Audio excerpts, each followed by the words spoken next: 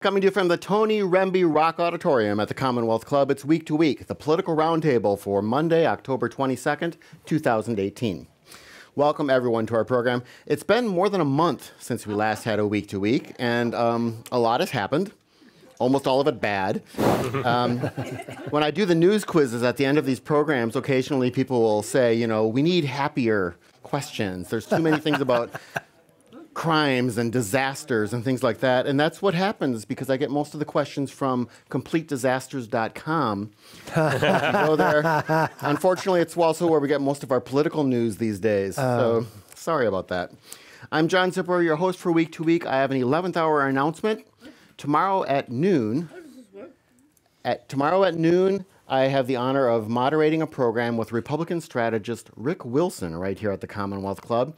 If you have seen him on television, political TV, read his stuff on the Daily Beast, you will not be surprised that his new book is called Everything Trump Touches Dies. So please join us. It's going to be a lot of fun. On today's program, we're going to discuss what to expect in next month's elections, including some of the major propositions. We'll talk about the ongoing mystery into the death of Jamal Khashoggi and how to pronounce his name. Elizabeth Warren and more, and of course we'll end the evening with our live news quiz, which might be depressing, we don't know. So liberal, conservative, centrist, doesn't matter what you are, you're all welcome here at the club. Any opinions that are expressed here are those solely of the speakers on the panel here and not of the Commonwealth Club itself. Now let's meet our panelists for tonight. I'll start on the far end of the stage with Chuck Nevius. He's a columnist for the Santa Rosa Press Democrat. He's also the star of The Oakland Raiders, True Crime, and Coming of Age in San Francisco, his one-man play, which is going to be starting at the Marsh. At the Marsh on at the Marsh on November 16th. I told John that the key to doing a one-man show is that you are the star. So that's I thought he was saying you were an Oakland Raider, and I was like, wow, things have changed since we left the Chronicle.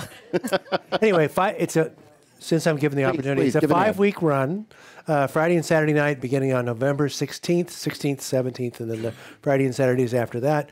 We'd love to have you come. The Marsh has tickets available on their website, and there are also some on Groupon, which are a little less expensive. And if you feel like that's, you shouldn't pay less, you can come to the show and then just pay me the difference when you get there. Okay. So definitely you want to catch him at the Marsh because once it's on Broadway, you won't be able to afford it. You can find out more about that and all things Chuck Nevius at CW Nevius on Twitter. Next to Chuck is Daryl Ng, Managing Director for WTO Group. He's also the former Director of Rapid Response for the Romney-Ryan campaign and former spokesman for Governor Arnold Schwarzenegger. He's on Twitter at Daryl Ng. Welcome back, Daryl. Thank you. By the way, if you want to see me on my one-man show, it is twice a day. I'm doing baby starts with my kids, so come on by my house. It might be at some inopportune times, though. Yeah, 7:15 a.m. and 8:45. And next to me is Marisa Lagos. She's a reporter for the California Politics and Government Desk at KQED, and she will be moderating a program at the club this Thursday with Max Boot, who is, quite frankly, another Republican intellectual who's leaving the Republican Party. So that's going to be a good program. You can follow her on Twitter at @mlagos. Okay. Welcome back. We're going to ask Daryl to speak for everything. I think most of you have been here before. There are question cards spread throughout the room. Go ahead and write down any questions. Someone will collect them and give them to me, and I will do my best to ask as many as possible during our hour here together. Now on to our roundtable. We're a little more than 2 weeks away from the fall election, actual election day. How many of you in this room have already voted? Quite a few, so have I. Wow. Those of you who haven't voted yet, how many of you plan to vote yet before? Wow. Okay. You are at a political roundtable, so I suppose that kind of goes without saying. Yeah, like we could shame them otherwise, I think. They came for the wine. Well, let's start with the U.S. Senate race here in California. Of course, incumbent Dianne Feinstein against challenger Kevin De Leon. Daryl, some polling I've seen shows that Republican voters are supporting Kevin De Leon, or are saying they're supporting Kevin De Leon more than Feinstein. What's the politics on that? Because certainly she's to his left. He's to her left. I think what we have here is a definition of a low information race. What we have is, Dianne Feinstein, by all definitions, is a pretty center-left Democrat. I don't know that anybody would accuse her of being a progressive. But, what we have is, once the president attacked Dianne Feinstein, the enemy of Dianne Feinstein became the friend of Republicans who don't follow the election closely. So they see who's running against her, and they tell the pollster that he is their choice.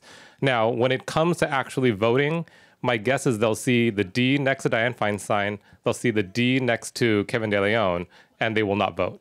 I think that's totally true. And I think that so do you remember a couple of years ago when Ed Lee was kind of running basically unopposed? And there was actually, if you looked at the numbers of like people who cast ballots versus people who cast mayoral ballots, there was a big gap there. I would not be surprised to see that. I mean, Kevin De Leon wrote the sanctuary state law. So like any Trump supporters who are with him because he's not Dianne Feinstein, like, didn't Google him yet, basically. Yeah, exactly.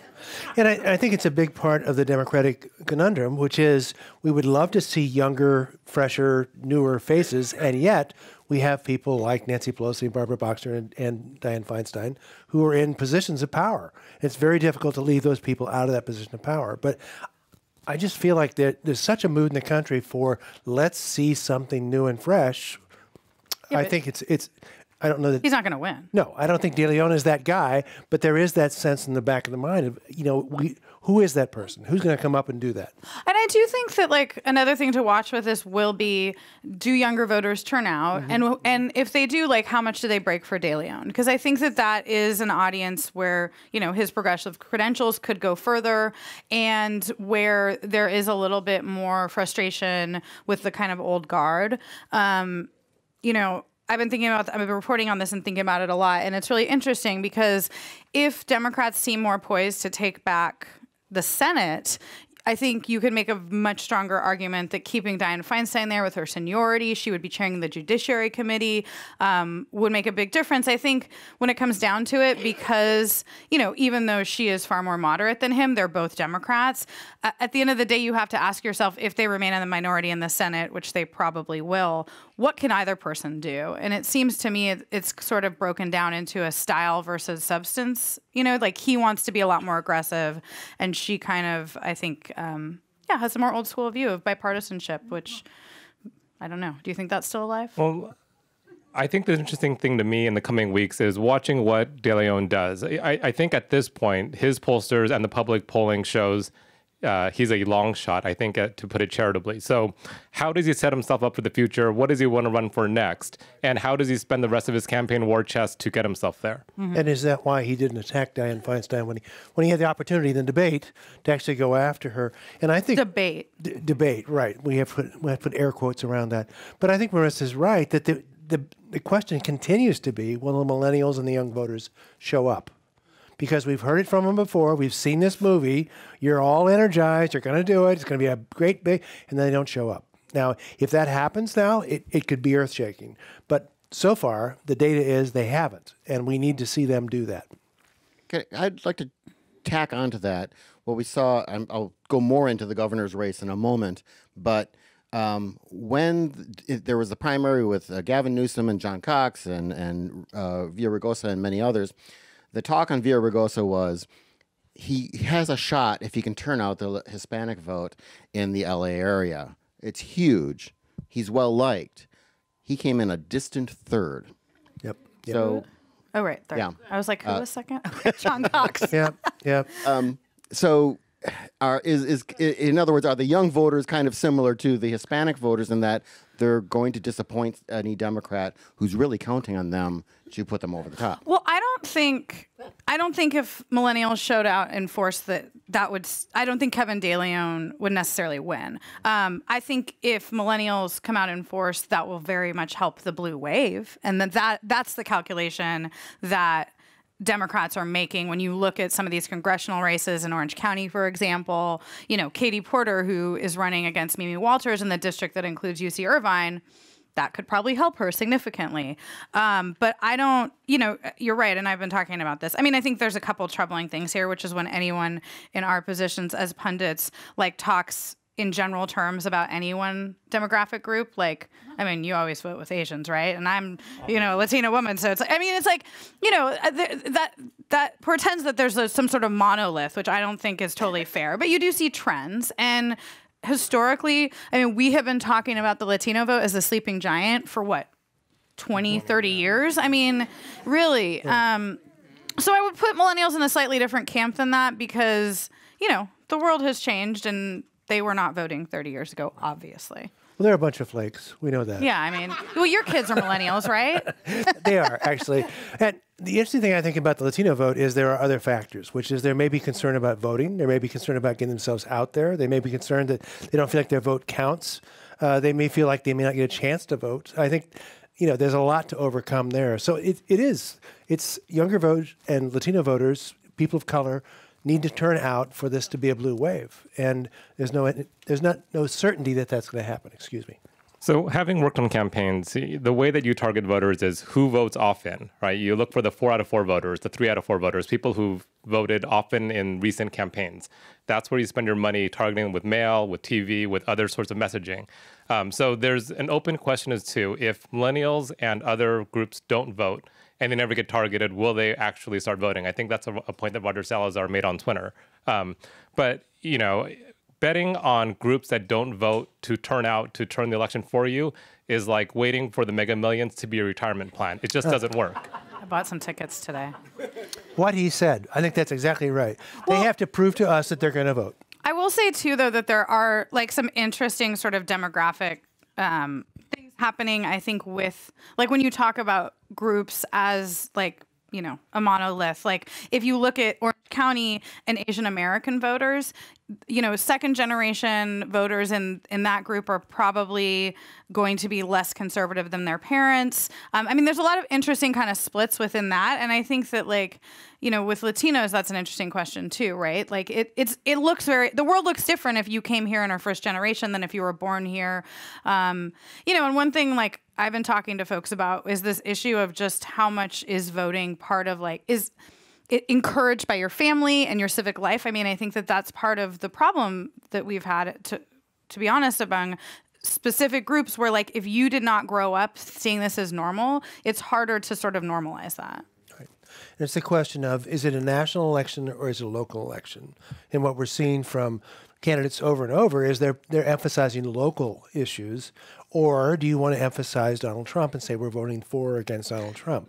And I think what we're seeing is people are emphasizing the local issues. So there's no telling how a lot of that stuff could go and to which voters that would appeal. I've got a great question from the audience. I wonder what you think. Do you think Senator Dianne Feinstein could resign before her term is up? And if yes, who do you think Newsom would appoint? Oh, I don't like making predictions after someone just said yes really quickly, so. I mean, yeah. I mean, I think, you know, I'm not saying this to pick on Dianne Feinstein, but she's 85. If she serves out a 6-year term, she'll be 91. Like, I would say if this were a congressional term, I would say absolutely not. You know, I think talking to her, I mean, Pelosi made a point when we interviewed her a couple weeks ago, which was like she was ready to step down if Hillary had won. I think that for people like them who have been the only woman at the table in a lot of these situations, it's a different calculation. But, you know, I think it's very likely that she would resign. And I have no idea who Newsom would appoint other than that there's like. I think you'd appoint Daryl. Really? Mm-hmm. Yeah, I do. Get that bipartisanship? I mean, I think the most likely, what I wouldn't bet against, I'm not going to say it's likely, is that Newsom will find a political opponent who'll want to get out of the way and just appoint him to Senate. You know, it's the most Machiavellian way, but given any other lack of any other information, why not? But given like what we know about Dianne Feinstein, I would bet that if she agreed to resign, she would absolutely want a hand in the decision. That's true. That's true. So, you know, I think, I mean, names that have been bandied about, I'm not necessarily saying that I think, but I mean, Alex Padilla's name has come up, our Secretary of State, Adam Schiff, who has sort of taken on her mantle in the intelligence and judiciary world. Any other names you want to just throw out there? But I mean, the problem with those people is they can't get reelected, right? If you're trying to create a legacy, you want to appoint somebody who can get elected over and over again. And if you look at the history of senators who get appointed, you know, when Pete Wilson became governor, I believe it was John Sununu, he lost. I don't have any others off the top of my head, but I mean, it's not a shoo-in. So if you want to find people who probably have a high enough profile, who will allow her to continue her brand of center leftism. And it speaks again to the weak bench of up-and-comers. Who are these up-and-comers? Who are these people who are obvious choices that you would say, well, gee, if we had the chance, we'd appoint so-and-so. Who is that person? Well, this whole question is predicated on, in fact, one of the younger generations getting into the governor's office, Gavin Newsom, of course. How do you think I mean, first of all, does anyone disagree? Do you think John Cox is going to pull out a win? No. Okay. Daryl? No. I think it'd be like betting against the Warriors to win another championship. Okay.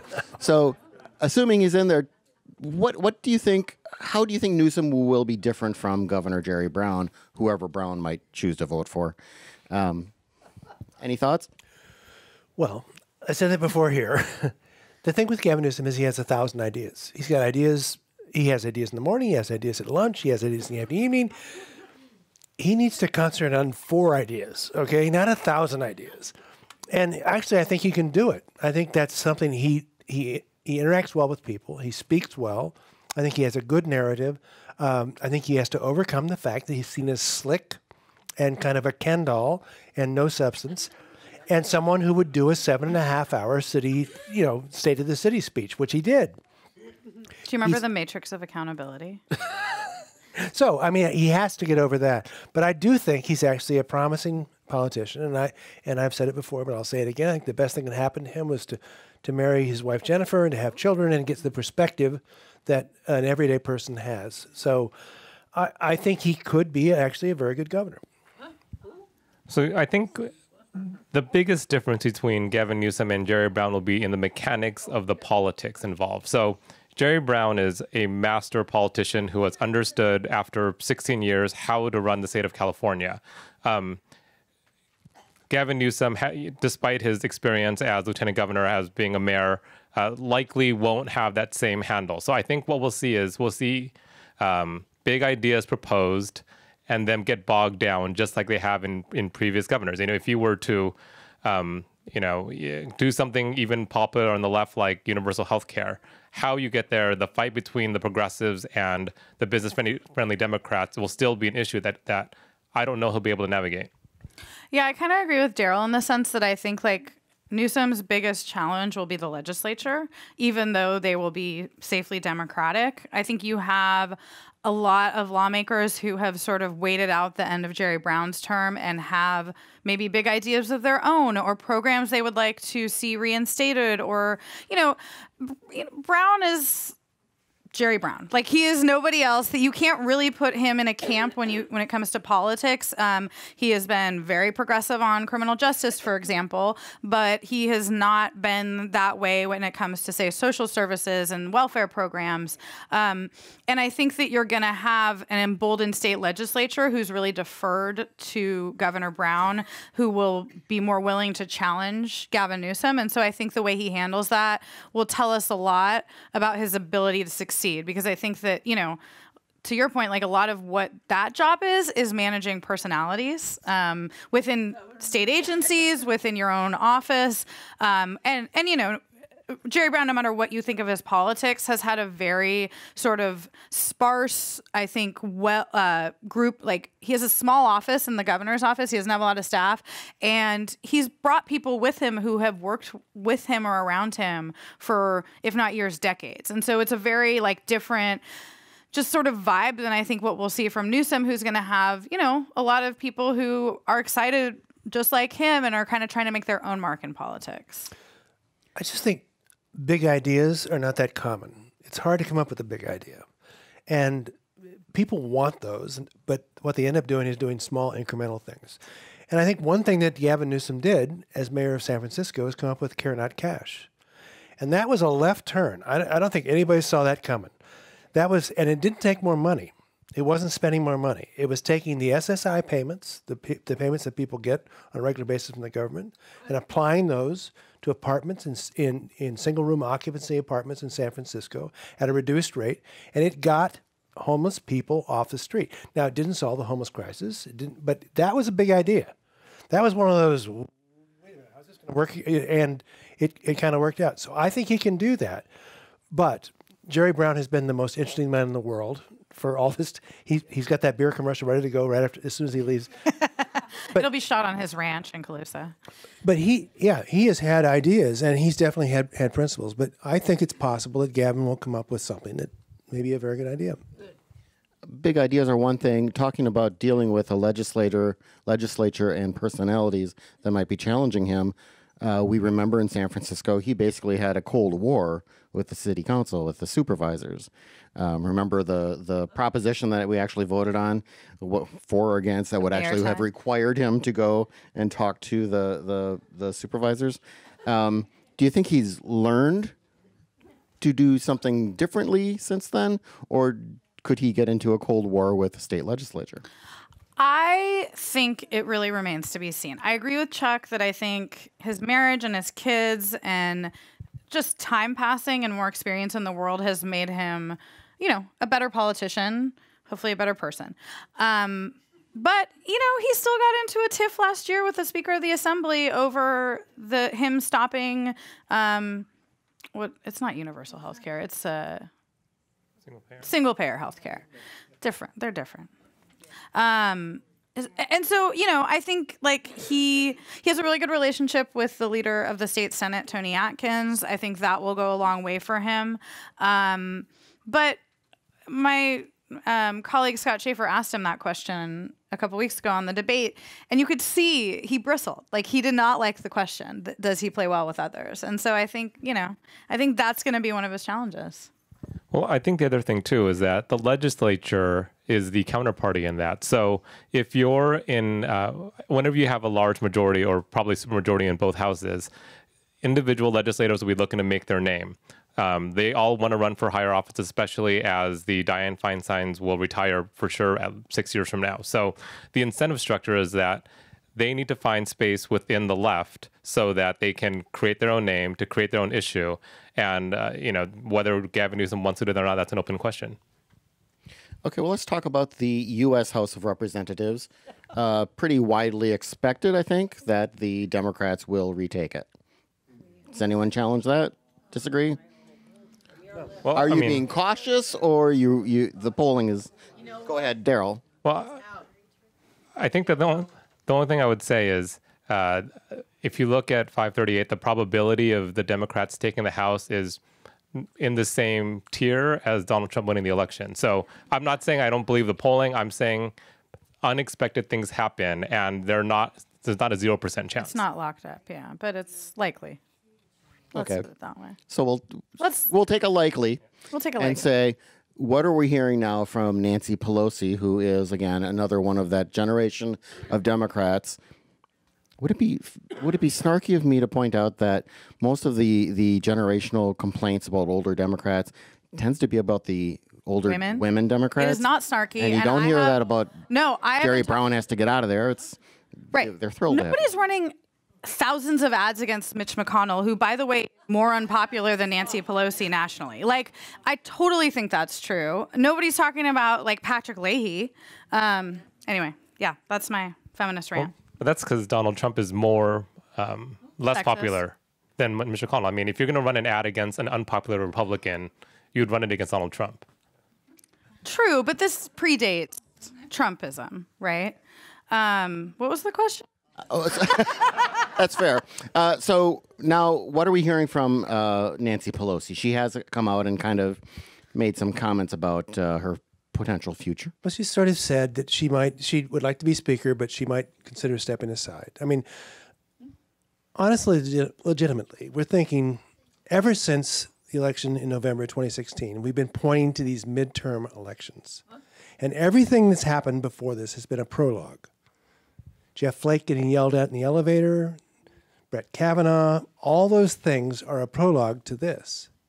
When we came into Brett Kavanaugh, it was 51-49. And basically, at the end of all that upset, it was basically 51-49. Murkowski abstained, but it was still. Dianne Feinstein said it. You can't change anything until you have an election. And this election is going to be it. And either way, we're going to see how strong this entire Trump wave is. We're going to see if there's a blue wave. We're going to see if Nancy Pelosi is poison. We're going to see all those kinds of things. But all we're really doing is pointing to this November election. And I don't know, we've had a bigger one. Go ahead. I'm kind of working on a story about this. I mean, I think there's like three scenarios, right? There's the scenario that the Democrats lose the House, in which case Nancy Pelosi absolutely has to step aside. There's a scenario where they win in a landslide, which I think helps her keep the speakership, but I think she will immediately come out with a transition plan, and that'll probably be 2 years away. I mean, like I said, she's made clear she feels like there needs to be a woman at the table. And let's be clear, however unpopular Nancy Pelosi is, like, the nation does not put her in her position. San Francisco voters put her in the House, and the Democrats vote on her. And she's very effective at what matters, which is whipping votes and raising money. And so I think that she does have some problems with some of the folks running who have, in some cases, said they won't support her, in other cases sort of hedged about it. I think that this is a way, what she said basically to the LA Times this weekend, which is, I see myself as a short-term speaker if we take back the House.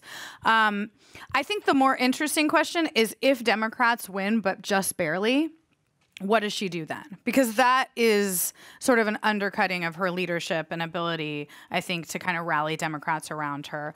But, you know, I was talking to Mark Sandalow, who used to work for the Chronicle and literally wrote the book on Pelosi, and he noted that, you know, it's not just Pelosi, it's her whole leadership team. And a lot of the heir apparents to her are gone. Javier Becerra's back in California being attorney general. Joe Crowley just lost, you know, his primary. And so some of the people that I think it was assumed could sort of step into that role are not there. I think no matter what, she's going to have to keep trying to bring in much younger Democrats into the leadership team to try to appease some of those folks who are kind of bucking her.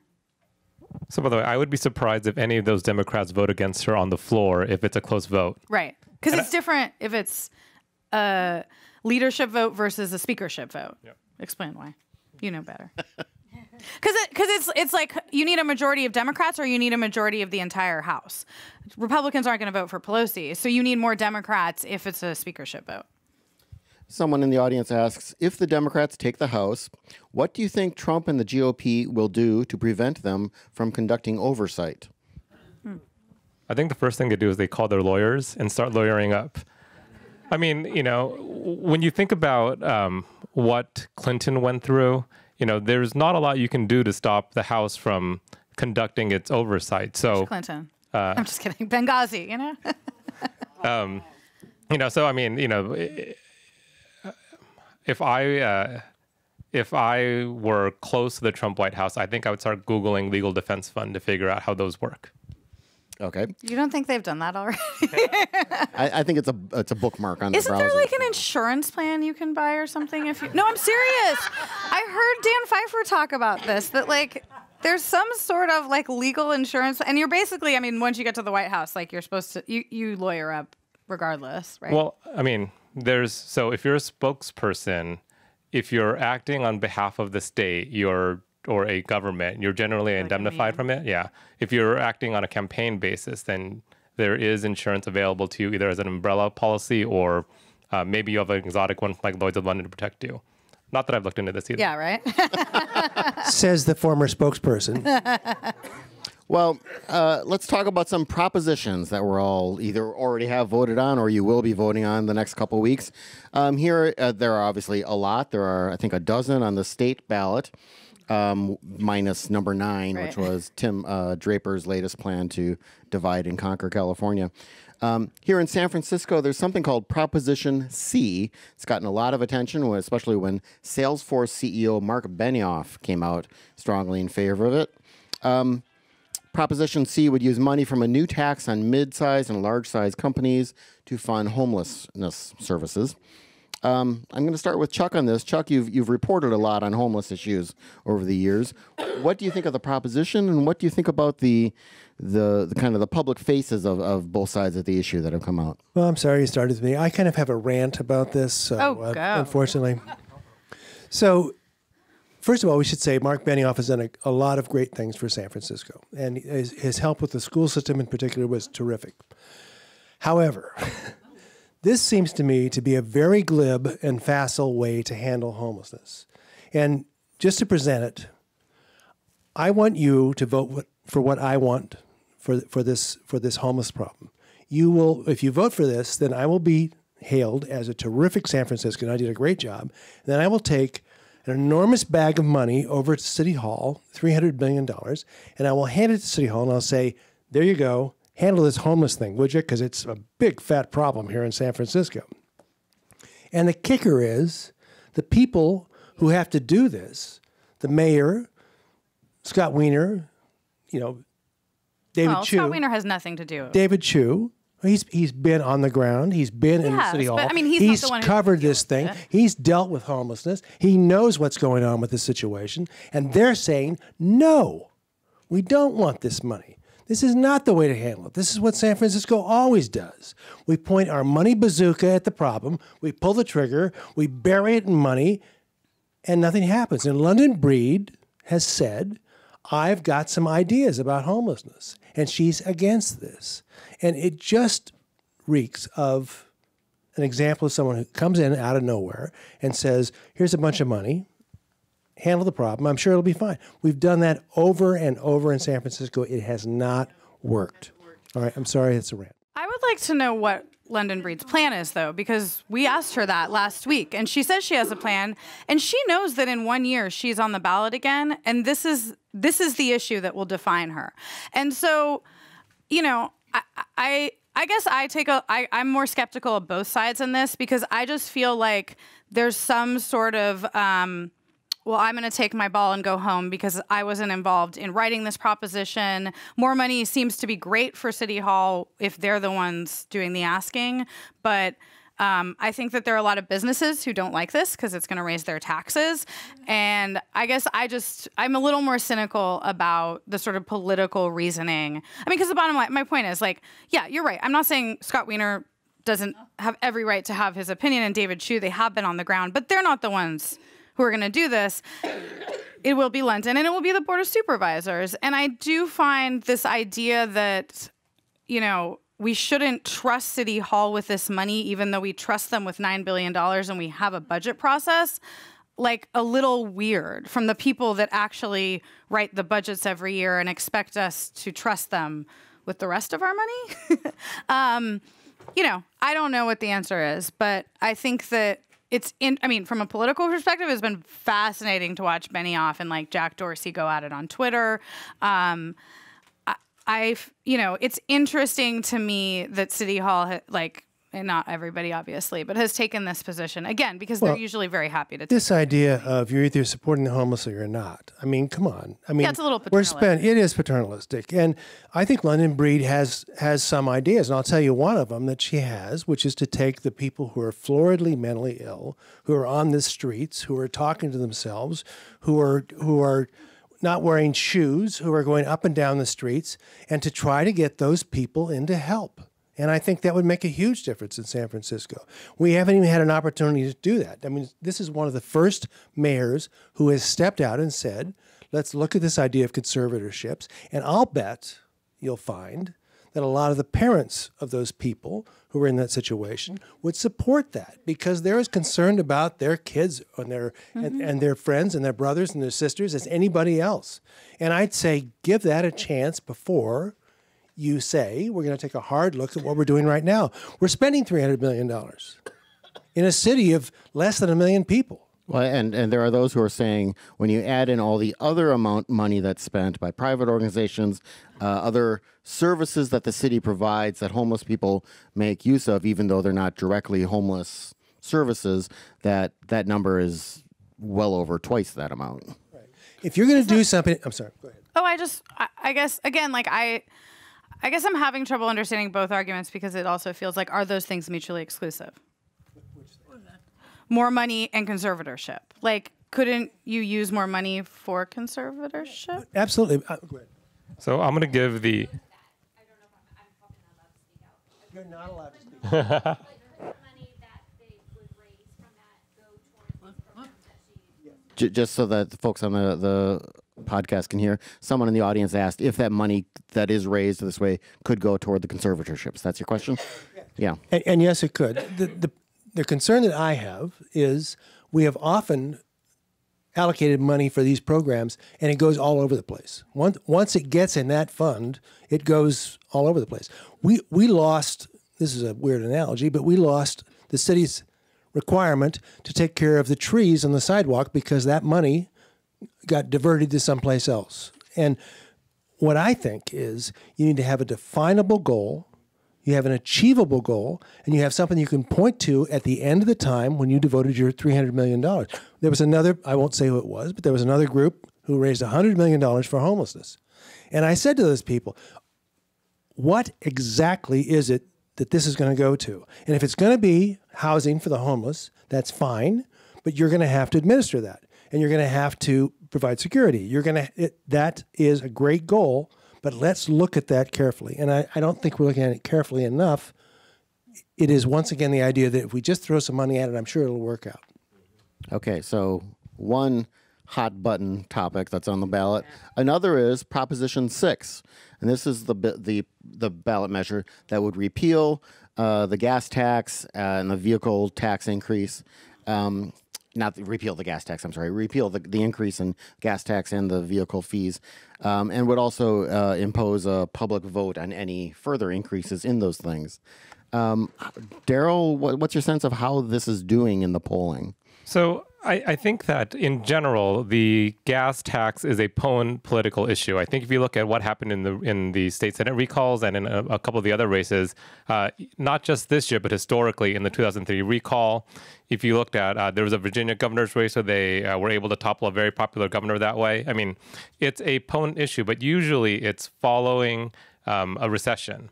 So when people aren't doing well, they try to figure out where is somebody wasting money and how do I get more of that for myself.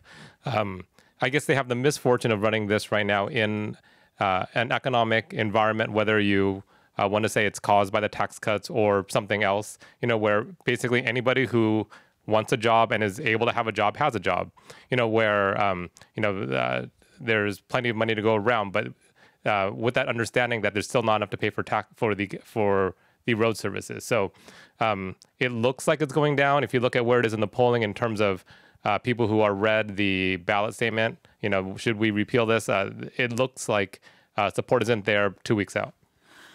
Yeah, I mean, I think it sort of, 2 points. One is that I think that part that would force a vote on any gas or vehicle tax is actually in a lot of ways as important, if not more, than the $5 billion a year we're talking about, which is clearly important if you're paving roads. But I think what's interesting about it politically is I think that some of its backers really saw this as this potent political issue that would help drive turnout on the right. And I'm not quite sure that's happening. I think that people who are motivated for a number of reasons in this election are coming to the polls anyway. And just in my read of rooms like this, where I talk, to people and go to Orange County and it has really seemed to break down along pretty typical party lines. Let's see.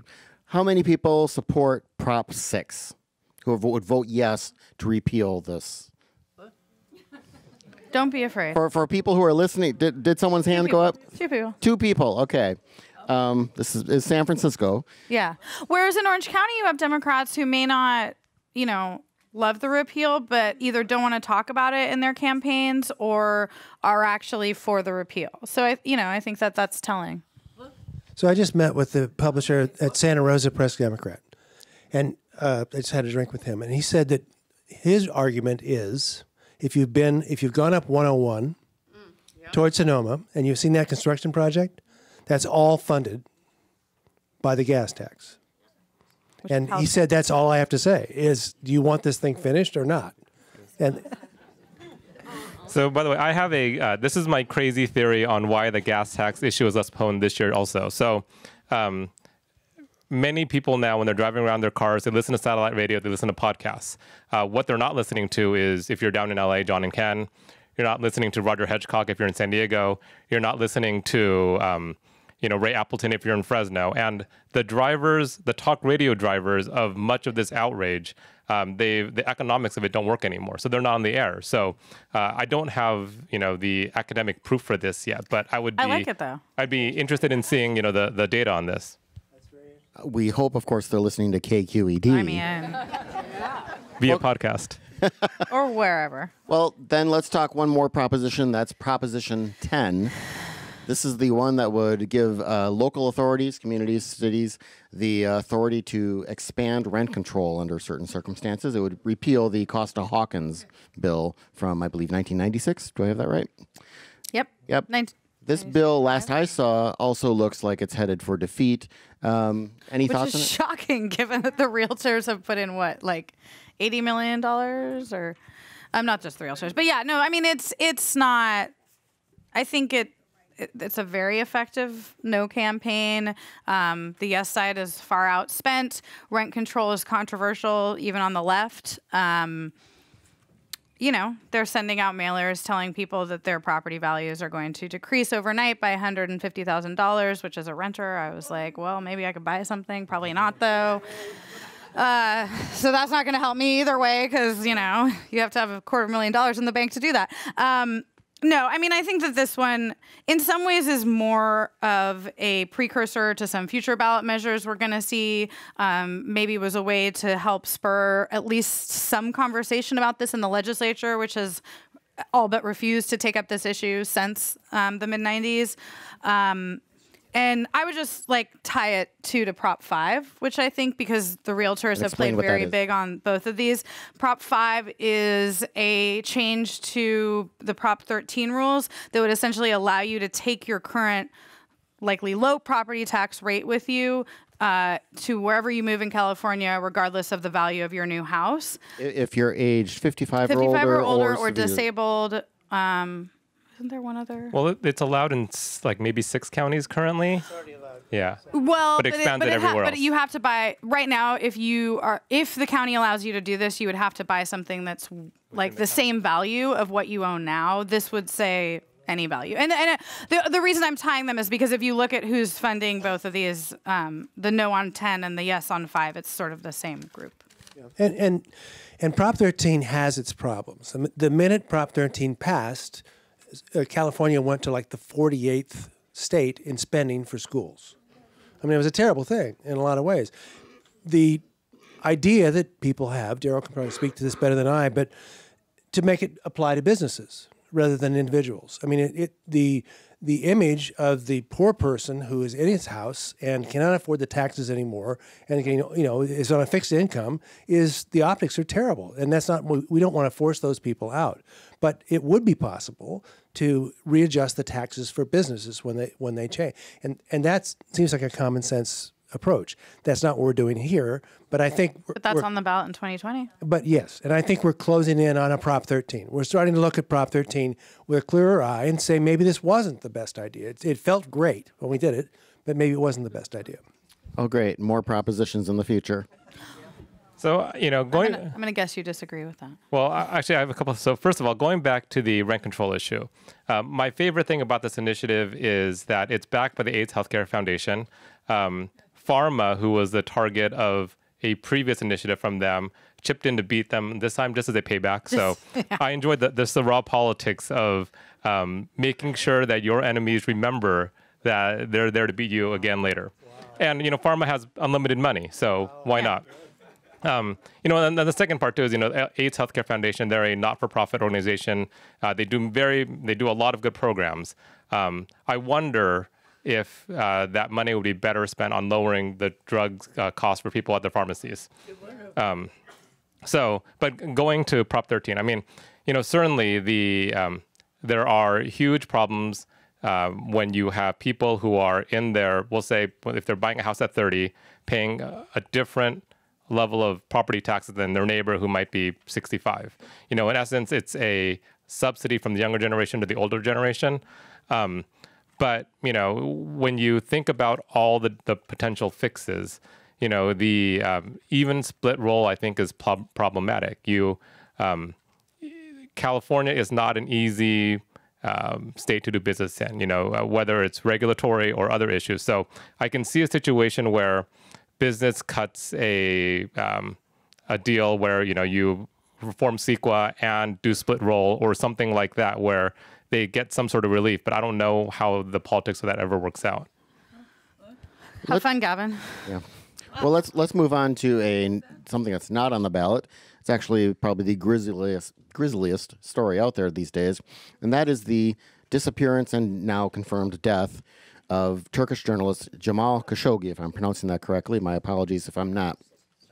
It's difficult to deal with this story because not only is it difficult subject matter, but Saudi Arabia's story about it pretty much changes every day. I mean, first they had nothing to do with it. Then Khashoggi was still alive, but they had no idea where. Then he got into a fight with Saudis in the consulate. Then, yes, he died accidentally. Then, yes, he was murdered by the Saudi government, but the crown prince had nothing to do with it. And today they said that another guy left the embassy in his clothes. Yeah. Yeah, that they kind of sent out somebody who was apparently supposed to, look like Jamal Khashoggi as a way to undermine this whole thing. Yeah.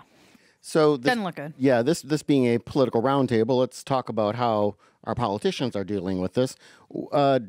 Any of you, what is your take on how the White House has handled it from the top on down? Well, he's a transactional president, and for him to say, "Gee, I'd like to do something, but it seems we're doing like $500 billion worth of business, so that makes it okay." I mean, it just is. It is outrageous, but it's also the idea that what the worst thing you thought about him, he actually said, "Yeah, that's right. I mean, we couldn't afford all this money. We're making all this money. So what if they took an American journalist, took him in there and dismembered him, and killed him and dismembered him? I mean, they're calling MSB Mr. Bonesaw. I mean, the Saudis. Let's remember where we came from with the Saudis. We made this head spinning switch on what a great group they are, and there's a lot of problems in this kind of an environment, and it's just so difficult for the president to admit this stuff, and I don't understand it. I really don't. So I'm not going to pretend to be an expert on Middle East politics, but I'll play one here on stage. But the problem is that there's no counterweight to Iran, or there's not an effective counterweight to Iran without the Saudis. Now, this is not an excuse for anything that's happened, and there are that is just the latest item on the list of reasons to not want to do business with the Saudis, except for the fact that the alternative might be worse. Oh. Well, I think that's fine, but a message has to be sent to the Saudis that this is unacceptable. This is not going to happen. Germany has said we're not buying anymore. I don't know that the United States is going to do that, but this tiptoeing around the thing. Well, we're still waiting for more information, and so I mean, come on. The New York Times says, quote, a cutoff of Saudi oil, in other words, cutoff of U.S. purchases of Saudi oil, represents less than 5% of American supplies. That would harm Saudi's state oil company Aramco and cut Saudi government revenue. And the United States could replace those supplies with oil from other countries or from its own fields, unquote. The point being, we actually do have some leverage there. Right. But I mean, I think that to Chuck's point, I mean, this is the difference between this and every previous administration of any party, which at least pretended in public to care about most human rights violations, right? I mean, it's not. I agree. We do terrible stuff all the time. I mean, why are we not all up in arms about what's happening in Syria or Yemen, right? But, it is particularly blatant to not only kill a journalist, but to kill them in your own embassy, to continue to lie about it. Clearly, I mean, what's interesting to me, this is such a minor point, but reading the coverage today, the story noted that the Turkish government has sort of meeked out information I mean, they've kind of taken a page from Trump, I think, in a way, in their PR strategy, because it's kept it in the news. And if they had come out on the first day and said, this is all the evidence we had, we may not be still talking about this in a weird way. And so politically, that's, I think, just fascinating. I mean, it is, I don't expect anything to happen, but I think it's worth noting that sort of the reaction from people in Congress, regardless of party, has been sort of resoundingly unanimous against the Saudis, which begs the question: will Congress do anything? No. I think they will. Yeah. Yeah. I don't see how you can go back to your districts and say, we were totally against this, but we're not going to do anything about it. But also Turkey, another flawed country, right? If you're talking about another in the long list of countries that have all of problematic. You're literally talking about the country that imprisons more journalists than any other country. I mean, on suddenly the planet, they're like a beacon of free press. Yeah. I mean, yeah. Well, speaking of a beacon of free press, let's talk about all things Trump. It's time to do a roundup. Well, let's focus on him now. And I'll start with today we're seeing that President Trump apparently took congressional Republicans by surprise when he announced that they were all working on a big middle-class tax cut. First, he said it would take place before the election, which is interesting because I think Congress is out of session. Now he says they'll vote shortly after the election on a 10% middle-class tax cut. As Bloomberg notes, quote, even though Republican lawmakers say they have no such legislation in the works, unquote. Is this just campaign blowhardism, or is this the kind of, governing by tweet that kind of then the underlings have to suddenly start writing a tax policy overnight? We're talking about it, so I think he got what he wanted. Thanks, Donald. I think we're all victims of Stockholm Syndrome. We've had this guy, and we know any number that comes out of his mouth, whatever it is going to be an exaggeration or a lie. And for a long time, media organizations, would point out these lies, and that would completely undermine him, and it hasn't at all. So the other day there was a rally. I think it was at the Elko, Nevada one, and he claimed that there was like 8,000 people, and they were inside, and then there were like 3,000 people outside watching on a big screen TV, and he said, there's people outside. There must be 50,000 people outside. And the people who are outside laughed. They were like, but that's just him, that's just the way it goes. So, and I think that's the concern, and that's the problem is this is the new normal. We're going to accept this as normal. That we're going to be able to say, I got 52% of the women voters, and you didn't. You got 52% of the white women voters. You got 43% of the women voters. But to keep repeating these things over and over, and I just think somebody said the other day, whether you're for him or against him, I'm exhausted, I'm just worn out with all this stuff, and I think that's crazy. Well, he may be. But again, this election is going to be a referendum on all these things. Daryl? So I think the one guiding principle of the Trump administration is he wakes up and tries to figure out how can he own the news cycle, or all of the news cycles for that day. I view all of his pronouncements as a deliberate attempt to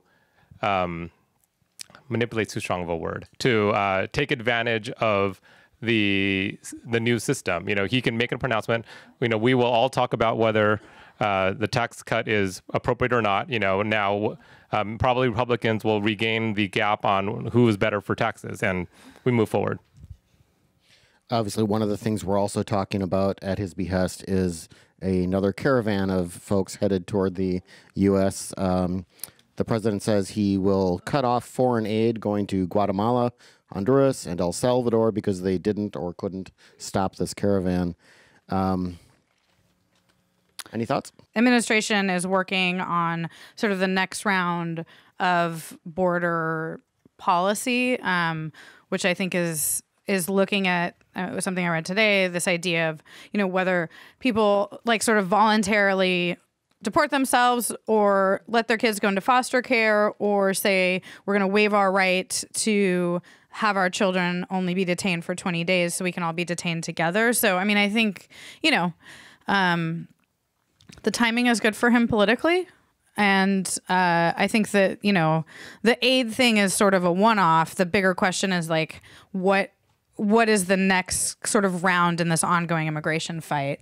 And can the administration craft something that will withstand better than the past ones, the court scrutiny, given the sort of, myriad of cases and settled law and what's it called?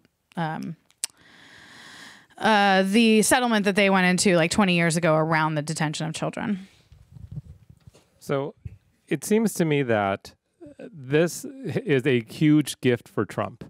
There is I think he loses at least the popular opinion on most of his pronouncements about immigration.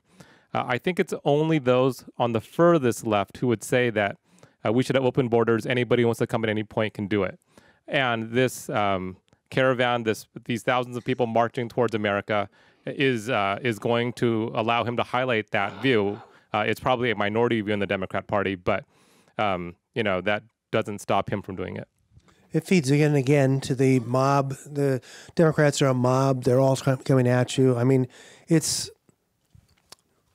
I'm not sure I want to say this, but one of the worst things that happened was yelling at Jeff Flake in the elevator, because I think he was headed in that direction anyway, but it reinforced the idea that the more you yell at someone, the more you're going to get your point across. And it fed right into the idea that these are crazy as Nancy Pelosi said, pound of flesh Democrats that are beside themselves. And of course, he's trolling us. He's trolling everybody to try to get them to react. Horseface. I mean, that is such a calculated insult to try to get people worked up. And then he turns and says, look at them. They're a mob. They're out of their minds. What's the matter with them? And this, I agree with Daryl. I mean, this is almost like something that was planned by Trump to get this mob of people headed for the border, and they're out of control. And here they come. And what are we going to do? Oh my God! It is made up out of whole cloth, and yet it's going to be so valuable for him. And it is fascinating to see him stir people up, and then complain about how they're angry.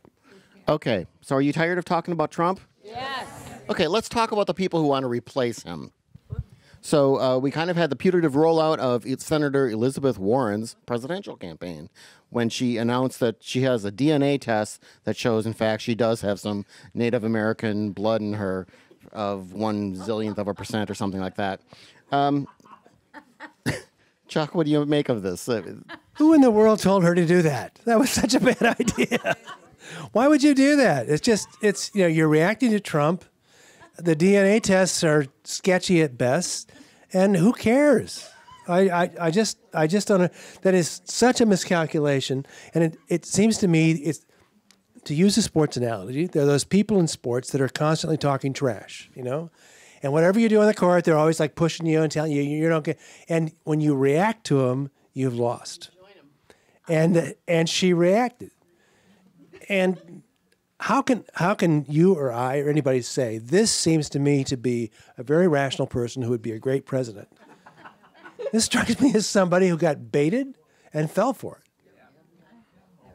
But not even in the moment. She had to go through the whole DNA, right? I mean, it was you thought about it and still went for it.